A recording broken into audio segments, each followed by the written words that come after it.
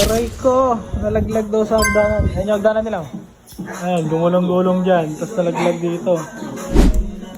Eh, may ari. Ayan. Ayan. Sarap.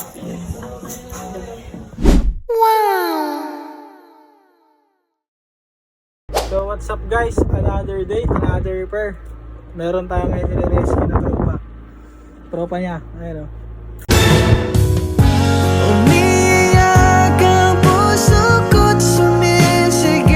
Aray ko. Ito yung ano natin. Ito yung LCD yan. iPhone XR. Ang gagawin natin, pupunta natin siya. Yan. Prepare lang natin yung mga dadali natin para sa home service. Siyempre, pang ilalim. Yan. Spatula. Yan. Ano pa ba? Wala siguro. Yan, in case. Tsaka gunting. Yan lang, tsaka to. Yan. Tara, punta natin.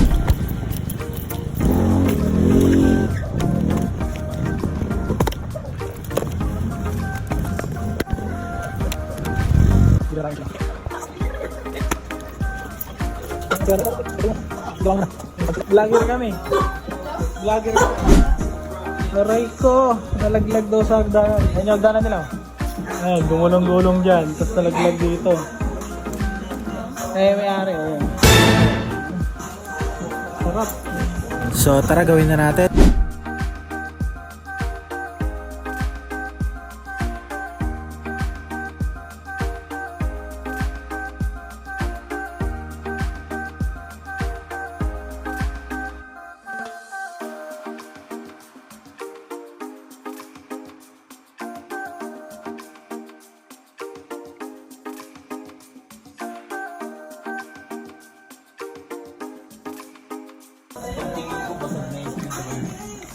Ang mga laylay mo, umalap na.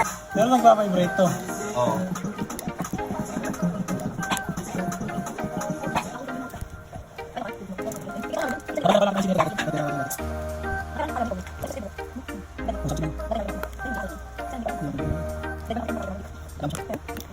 Same brand ulit, GX Solid.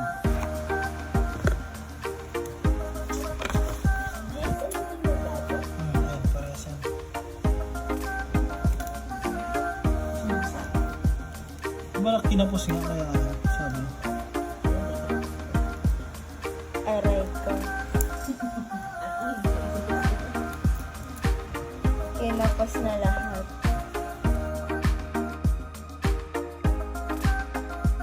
Lobat siya guys. Lobat coach muna natin.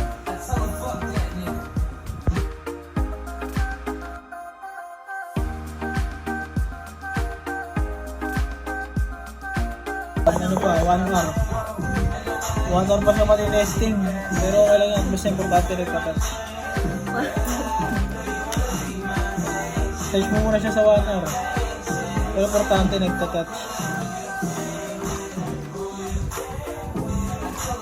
Na? Tatakpan lang.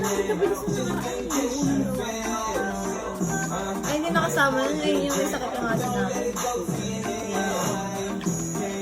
Ayan, takpan na natin. Yan, tapos i-fix na natin yan, takpan na natin, lagyan natin yung mga tornilyo, tapos yung mga plate, tapos ilock na rin natin yan, yung last step dyan, tapos okay na yan, done deal na tayo.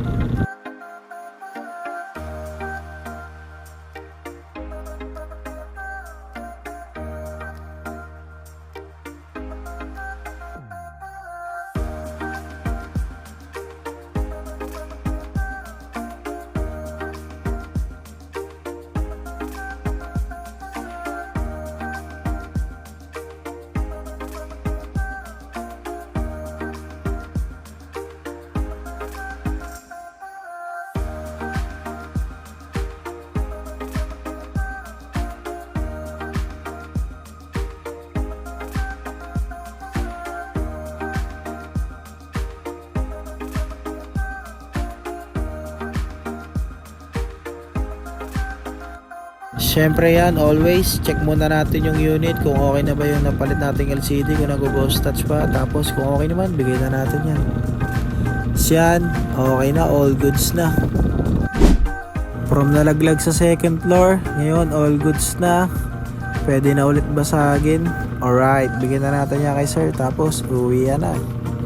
Gusto ko. Oh, Ayoko na na. Yes. Kasi ito yung legit, ano. bye-bye. Babay, thank you ah.